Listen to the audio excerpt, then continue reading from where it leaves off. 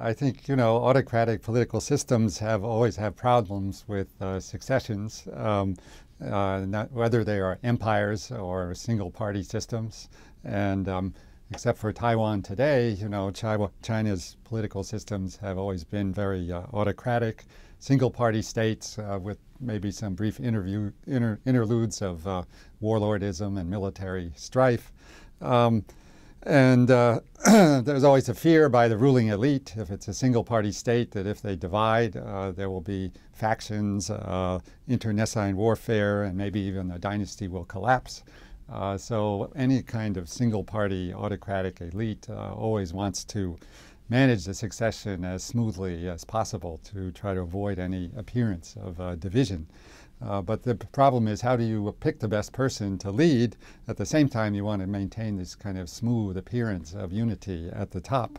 Maybe if you pick the person who gets along best with his colleagues, who doesn't threaten anyone, he's going to be a rather mediocre personality, and he's not going to conduct any reforms or be very creative.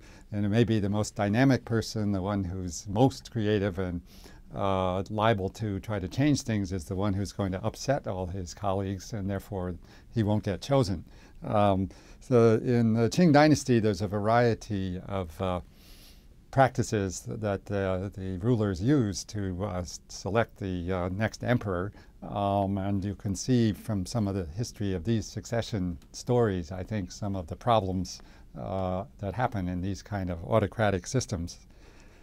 So the founders of the Qing dynasty were Manchus. They came from northeast China. They were closely connected to the Mongols in certain ways. They had certain aspects of a Central Asian ruling tradition.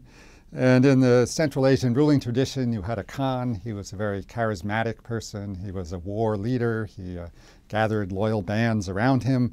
And when he died, there was no particular rule about who could be chosen his successors. So after a Khan died in the Mongolian tradition, there was an all-out free-for-all, basically, of brothers and uncles and other people all fighting it out to see who would be the best man to take over.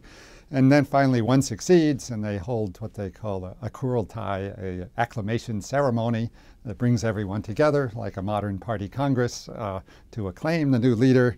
And then after that, usually the new leader goes out and kills all his brothers and cousins and rivals and everybody else.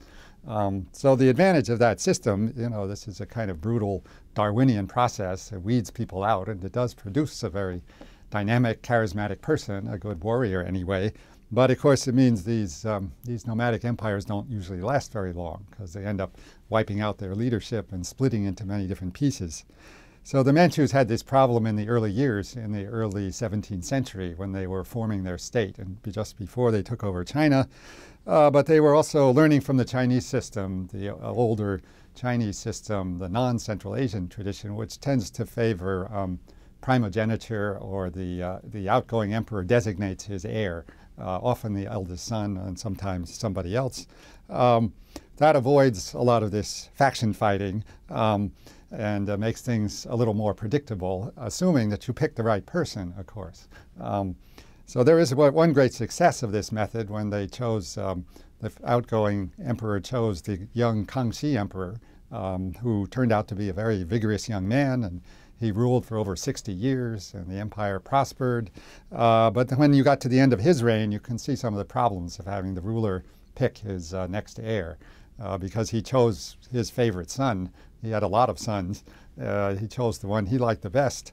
Then he got to start hearing rumors about his son's very dissolute behavior. He was doing outrageous things with women and drink and other things. And he disinherited his son.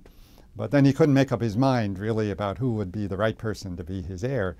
So there was a lot of confusion when he died. And there's kind of odd analogy to Mao choosing Lin Biao as his heir and then disinheriting him, as it were. So Kangxi died, and one of his sons, the future Yongzheng emperor, claimed to be the legitimate heir, claimed that Kangxi had written his name on a particular document and put it in a box. But people had not seen this document, and some people say he forged it, and it's actually still a very controversial historical case.